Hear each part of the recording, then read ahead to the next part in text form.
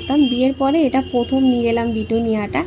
আর এখন হচ্ছে আমি মাটিটা রেডি করব। তো মাটিটা তো শুকিয়ে গেছে, দুদিন ধরে রোদে ফেলে রেখেছিলাম। আর কচু গাছের কয়েকটা দেখলাম চারা রয়েছে, তো আমি ওগুলো এখন সাইড করে রাখছি, মানে বলতে গেলে ফেলেই দেবো। এখন এটা লাগাবো না, একটা চারা তো লাগিয়ে রেখেইছি। আর এখন হচ্ছে মাটির মধ্যে কিছু সার মিশিয়ে নিচ্ছি, নিম খোল, গোবর সার, আর হচ্ছে একটুখানি মিক্সার দিচ্ছি 2 মুঠো মতন। এইগুলো দিয়েই হচ্ছে মাটিটা তৈরি করে নেবো। আর এই হচ্ছে বিটুনিয়ার চারাটা, তার সাথে হচ্ছে ছোট্ট মতন টবটা, মানে দেখতে এত ভালো লাগে কি বলবো।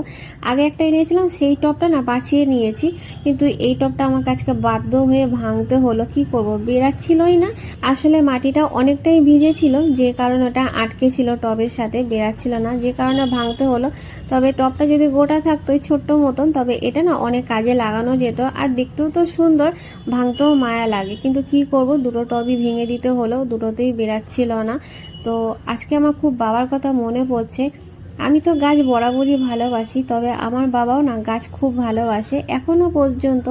হয়তো আমরা ভাড়া বাড়িতে থাকি, কিন্তু এই ফাঁকতালেও না আমার বাবা গাছ কিনে নিয়ে এসে লাগায়, সবজি হোক, ফুল গাছের হোক। তবে জায়গা তো তেমন নেই ওই বাড়িতে, যেটুকু পারে লাগায়। আর আমার বাবা ওই বিটুনিয়া তখন হচ্ছে ফুলের বীজ কিনে আনতো পুরো প্যাকেট, তো বাবার সাথেই ওই গাছগুলো আমার লাগানো, এমনকি গাঁদা ফুলের পর্যন্ত। তখন তো বাড়িতে বাড়িতে আসতো, জানি না এখন আর আসে কিনা, মাথায় ঝুড়ি করে ফুল গাছের চারা নিয়ে আসতো, বীজ নিয়ে আসতো। তো বাড়ি থেকেই কিনতাম, আমি আর বাবা লাগাতাম। আর আমার মা না খুব মুখ করতো এই কারণে যে ভাড়া বাড়িতে এইসব লাগানো উচিত না, সত্যিই তাই। কারণ গাছ অনেক কারণে অনেক দিক থেকে মরে যেত, সবার পা লেগে যেত। তো লাগাটাও স্বাভাবিক, ভাড়া বাড়িতে থাকলে যা হয়।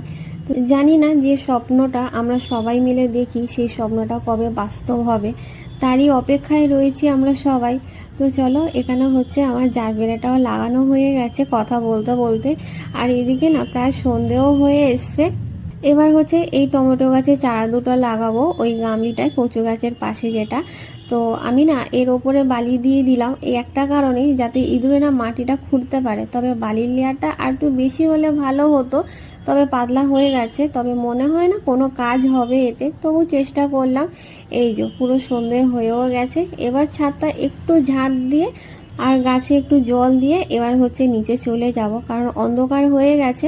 ফোনের ফ্ল্যাশ লাইটটা জেলে এই কোনো মতে একটু কাজটা করছে, তবে ছাদে একটু আলোটা পড়ছে।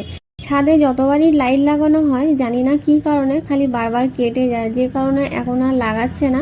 তবে এর মধ্যেও আমি ওকে একবার বলেছি ছাদে একটা লাইট লাগানোর কথা, আর এখন তো বৃষ্টিও পড়ছে না, তো বৃষ্টির জল পড়লে তখন আরো তাড়াতাড়ি কেটে যায় লাইটটা।